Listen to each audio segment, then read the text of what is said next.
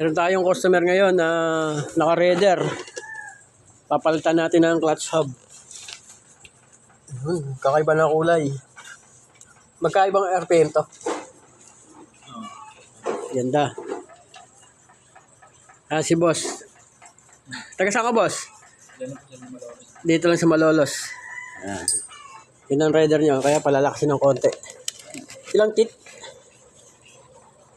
59. Salpak natin mga guys. Ito, bubuksan na natin ang makina para makita natin kung nasa loob. Pagpungin na. Ay, ito. Malabo. Kalta ko ng screen, lumabong bigla.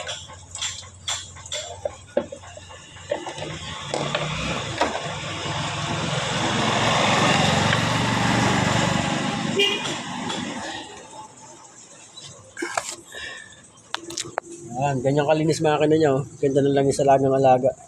Ganda ng makina, walang tutong. Yan yung mga nagmumotor, kailangan malinis ang motor. Alaga sa langis.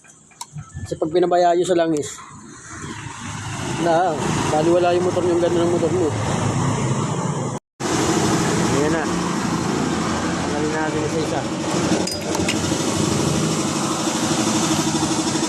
Ay, may compressor. Voice over ko lang ito mamaya. Ito yung luma niya. Pinispatan. Kasi maingay daw, tattoo spot. Tapat natin itong bago. Mukhang maganda to. Mukhang high speed. Salpang na natin. Ito yung gear niya maliit. Mas maraming bilang. Mas low speed. Papalitan namin mas konti bilang. High speed ito tawag dito. Yan. Yung tatak niya. Hindi lang ang bilang niya. Kaya mas matulin to. At saka nga pala, ang roscas nito, baligtad. Hindi pahigpit, paluwag yun. Kailangan pahigpit niya, paganto. Pasaliwa. Yan ang tamang trade niya. Baligtad. Ayan.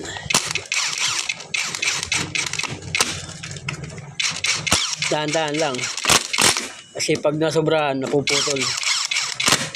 Unti-unti lang.